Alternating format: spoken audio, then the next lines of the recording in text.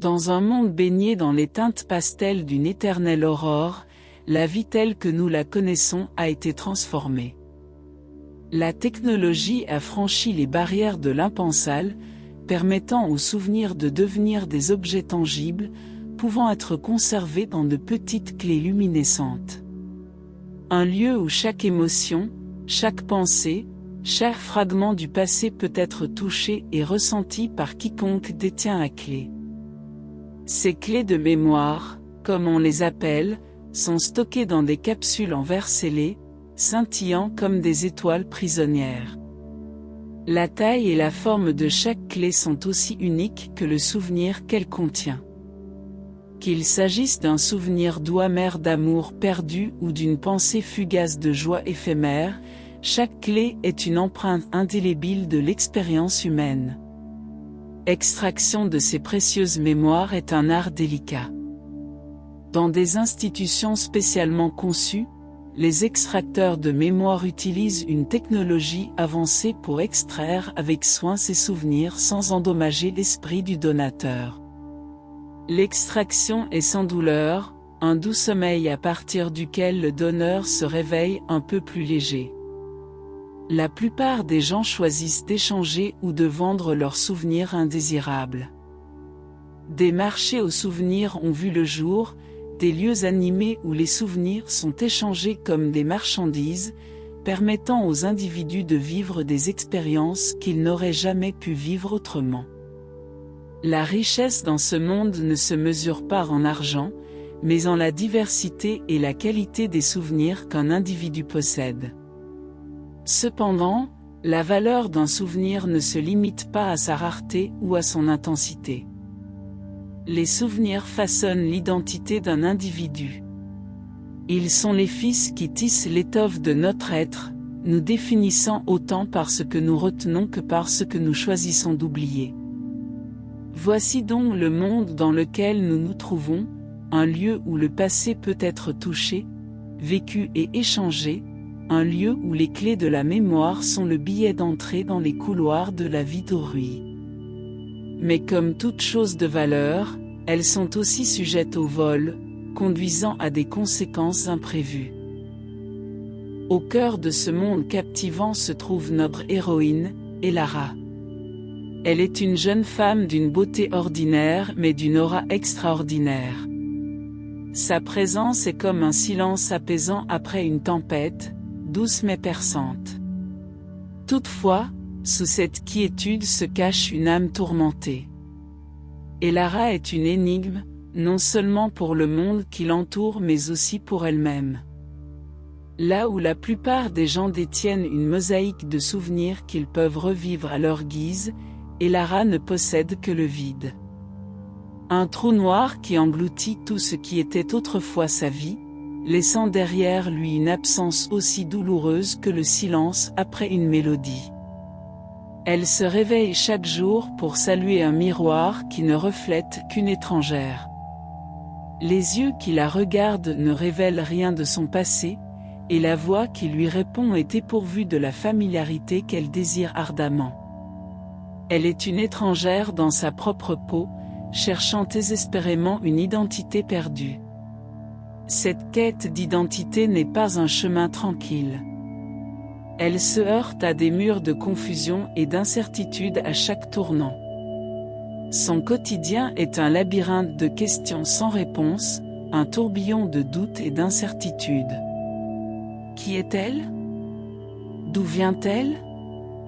Pourquoi ses souvenirs lui ont-ils été arrachés? Les questions la hantent, chaque jour un peu plus. Cependant, au milieu de ce chaos de non-connaissance, Elara est déterminée. Son désespoir est une force, une flamme qui brûle en elle, l'éclairant à travers l'obscurité de l'oubli. Elle est résolue à retrouver les pièces manquantes de son puzzle, à reconstruire le tableau effacé de sa vie.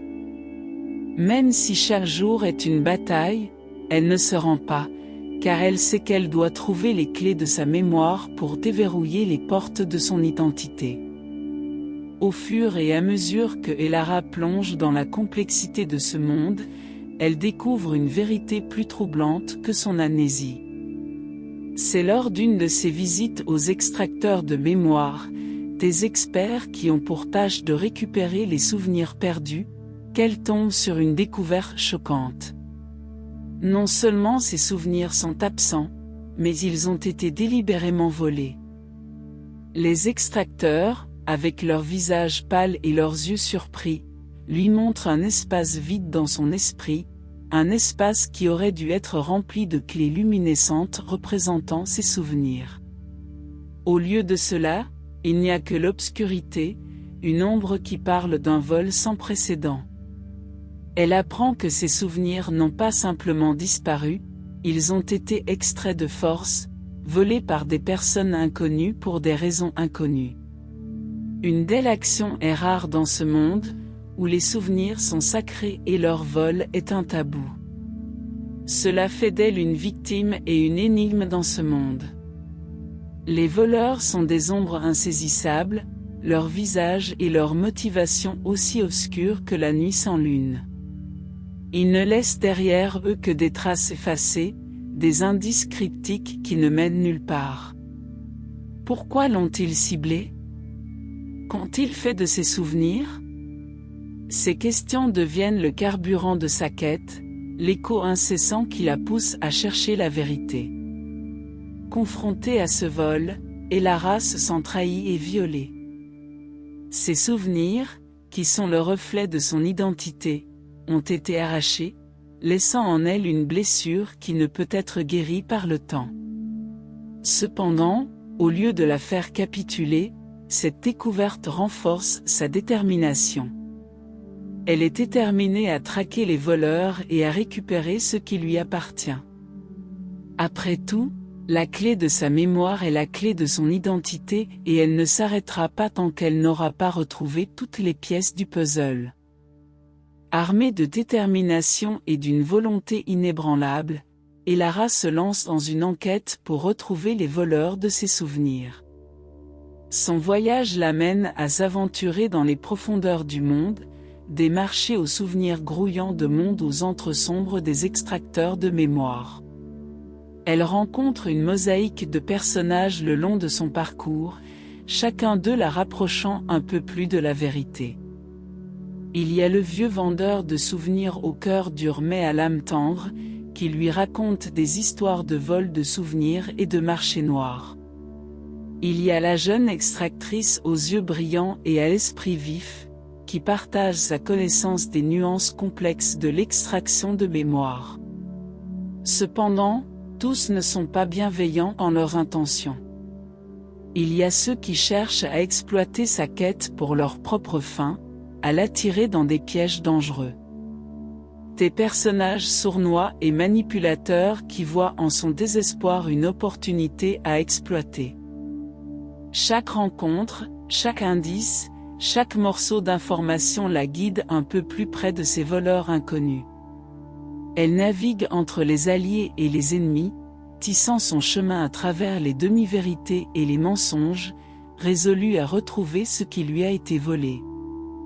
C'est un voyage dangereux, rempli d'obstacles et de déceptions, mais Elara ne recule pas.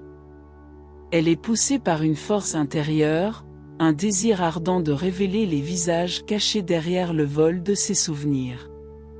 Et à chaque pas qu'elle fait, elle se rapproche un peu plus de la vérité, dévoilant lentement mais sûrement les fils enchevêtrés de ce mystère. Après une série d'obstacles et d'épreuves, Elara réussit à récupérer la première série de ses souvenirs volés.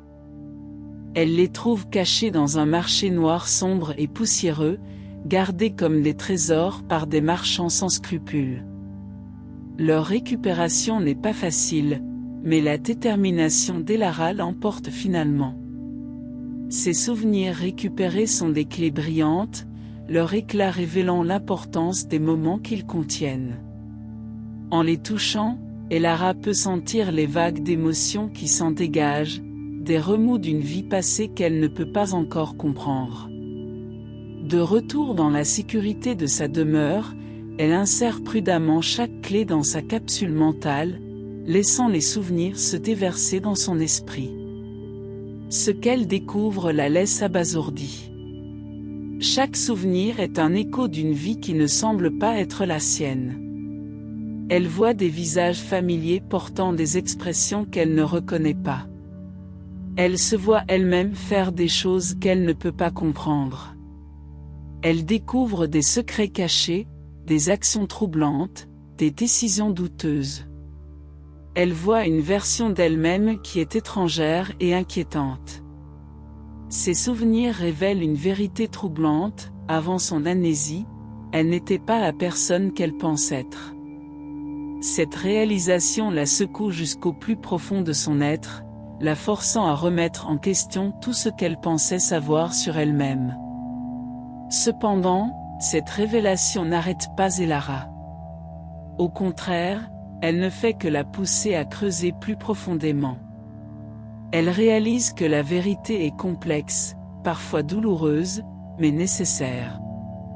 Elle sait qu'elle doit poursuivre sa quête, pas seulement pour retrouver ses souvenirs, mais pour découvrir qui elle était vraiment, et qui elle est maintenant. Après de longues semaines d'investigation, de rencontres, d'épreuves et de révélations, Elara parvient finalement à retrouver les voleurs de ses souvenirs. Ils sont un trio, connu sous le nom des « spectres de mémoire », des voleurs d'élite qui pillent les souvenirs des gens pour les vendre aux plus offrants. La confrontation a lieu dans un endroit oublié du temps, une ancienne bibliothèque abandonnée. L'air est dense de tension et de non-dits, les souvenirs perdus suspendus comme un voile entre Elara et les voleurs. « Pourquoi moi ?» demande-t-elle, sa voix résonnant dans le silence de la bibliothèque. Les voleurs se regardent entre eux, le silence se prolongeant. Enfin, l'un d'eux prend la parole. « Tu n'as pas été choisi au hasard, Elara. Tes souvenirs, ils étaient spéciaux. » Il révèle alors une vérité choquante. Les souvenirs d'Elara étaient le cœur d'un complot plus vaste, une trame complexe d'ambition et de trahison. Ces souvenirs contenaient des secrets précieux, des informations que d'autres étaient prêts à payer cher pour obtenir. La confrontation avec les voleurs est pleine de colère, de douleur et de révélations. Il y a des cris et des accusations, des vérités qui font mal et des regrets qui guérissent. C'est une bataille non pas de force, mais de volonté, où chaque mot a autant de poids qu'un coup. Dans la fin, Elara triomphe, non par la violence, mais par la force de sa détermination. Elle reprend ses souvenirs volés, les voleurs étant incapables de résister à la force de sa volonté. Cette confrontation n'est pas seulement une victoire pour Elara, mais aussi une étape importante dans son voyage. Elle a non seulement retrouvé ce qui lui avait été volé, mais a également découvert la vérité derrière le vol. C'est une réalisation qui change tout, une révélation qui redéfinit son identité et sa place dans le monde. Alors que la confrontation atteint son apogée, une révélation surprenante survient. Dans le visage des voleurs, Elara reconnaît des traits familiers, des expressions qu'elle a vues dans ses propres souvenirs récupérés. L'horreur monte en elle alors qu'elle réalise la vérité. Les voleurs de ses souvenirs ne sont autres que des figures de son passé. Le plus âgé est une figure paternelle, un mentor de sa vie passée. Le deuxième est un ami proche, quelqu'un qu'elle considérait comme un frère. La dernière est une femme qui, dans ses souvenirs, avait l'air doux et aimant, une amie précieuse, peut-être même plus. Leur trahison est un coup de poignard dans le cœur d'Elara, la douleur s'intensifiant à mesure que la vérité se dévoile. Ils expliquent que leur trahison était motivée non pas par la cupidité ou la cruauté, mais par l'amour et la peur. Ils racontent une histoire d'une Elara passée, une femme tourmentée par des secrets dangereux et un passé douloureux. Ils ont volé ses souvenirs pour la protéger, espérant qu'en les effaçant, il pourrait lui offrir une chance de vivre une vie normale, libérée du poids de son passé. Il dépeigne une femme forte, mais brisée, une femme qui a été consumée par les conséquences de ses propres actions. En enlevant ses souvenirs, ils ont tenté d'effacer sa douleur, de lui donner une seconde chance de trouver la paix. Cette révélation est un choc pour Elara. Elle se sent trahie, blessée, mais aussi, étrangement, reconnaissante. Elle comprend que leur trahison était un acte de désespoir, une tentative maladroite de faire ce qui était le mieux pour elle. Cette confrontation marque un tournant dans son voyage. Elle réalise que la vérité est plus complexe qu'elle ne l'imaginait, qu'elle est plus que la somme de ses souvenirs perdus. Elle comprend que, malgré la douleur de la trahison, il est possible de pardonner et de trouver une voie vers l'avant. Cette révélation sera la clé qui ouvrira la voie vers la conclusion de son voyage.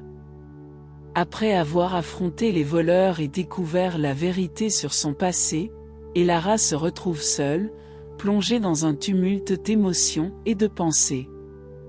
Elle tient dans ses mains les clés de ses souvenirs, des éclats de son passé qu'elle avait longtemps cherché à retrouver. Pourtant, à la lumière des révélations récentes, ses souvenirs semblent à la fois étrangement éloignés et douloureusement proches. Elle s'assoit tranquillement dans la bibliothèque, la lumière de la lune filtrant à travers les fenêtres brisées, jetant des ombres dansantes sur les pages des livres oubliés. Elle contemple les clés de mémoire, sentant leur poids dans ses mains, et comprend que la mémoire est bien plus qu'une simple collection d'événements passés. Chaque souvenir est une interprétation subjective, un mélange de faits et de sentiments, d'expériences et d'émotions.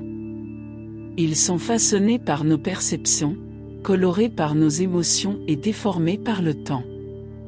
Nos souvenirs ne sont pas de simples enregistrements de ce qui s'est passé, mais des histoires que nous racontons sur nous-mêmes, des récits qui donnent un sens à nos expériences et façonnent notre identité. Cette réalisation ouvre une nouvelle perspective pour Elara. Elle réalise que si les souvenirs peuvent être manipulés, ils peuvent également être réinterprétés. Elle a le pouvoir de changer sa perception du passé, de choisir le récit qu'elle souhaite raconter. Plutôt que de laisser ses souvenirs la définir, elle choisit de les utiliser pour se réinventer.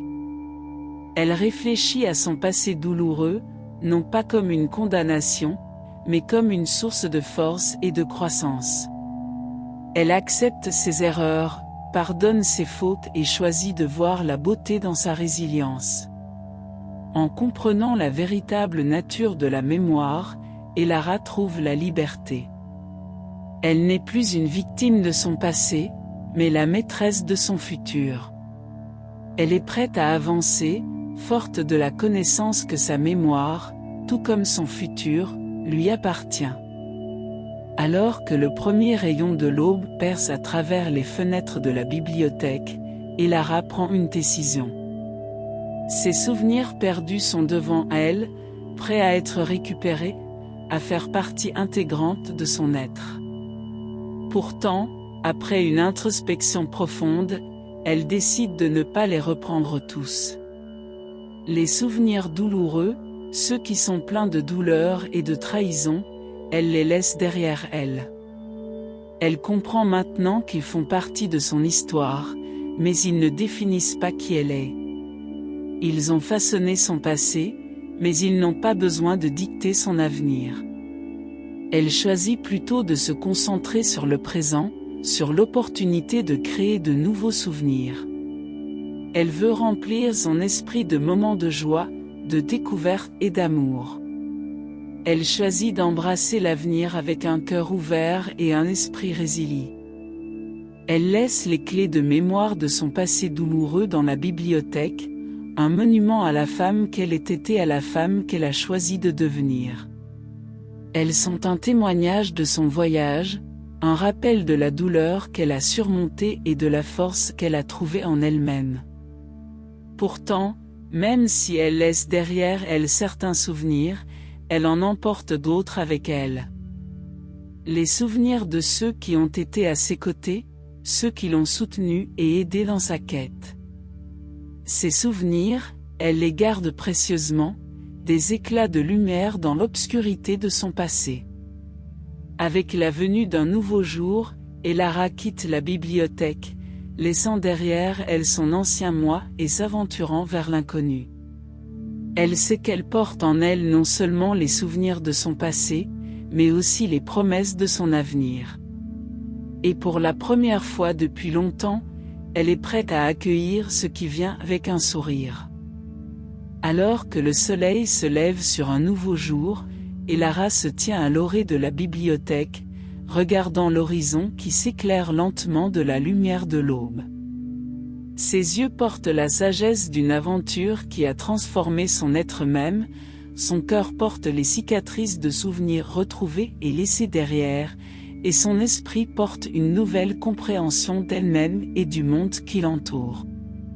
Elle a appris que la mémoire n'est pas simplement un entrepôt d'expériences passées, mais un tissage complexe de perceptions et d'émotions qui façonnent notre identité. Elle a découvert que nos souvenirs, aussi précieux soient-ils, ne sont pas immuables. Ils peuvent être réinterprétés, réimaginés, et parfois, ils peuvent même être abandonnés pour laisser la place à de nouvelles expériences. Elle a également appris que l'identité n'est pas uniquement ancrée dans le passé, mais se développe et évolue avec chaque nouvelle expérience. Elle n'est plus la jeune femme perdue qui cherchait désespérément ses souvenirs perdus. Elle est maintenant Elara, celle qui a regardé en face son passé douloureux, accepté sa vérité et choisi consciemment de forger son propre chemin. Avec une légère brise jouant dans ses cheveux, Elara sourit doucement, laissant le poids de son passé derrière elle. La route devant elle est inconnue, pleine de défis et de nouvelles expériences, mais elle est prête à embrasser. Car elle sait maintenant qu'elle est la somme de ses souvenirs, mais aussi de ses choix. Et elle est prête à avancer, à créer de nouveaux souvenirs, à continuer à évoluer. En conclusion, l'histoire d'Elara est celle d'une transformation, une histoire de découverte de soi qui met en lumière les véritables valeurs de la mémoire et de l'identité. C'est un rappel que notre passé façonne qui nous sommes, mais ne nous définit pas, et que nous avons toujours la capacité de choisir qui nous voulons être. Avec cette nouvelle compréhension d'elle-même et du monde autour d'elle, Elara est prête à commencer le prochain chapitre de sa vie.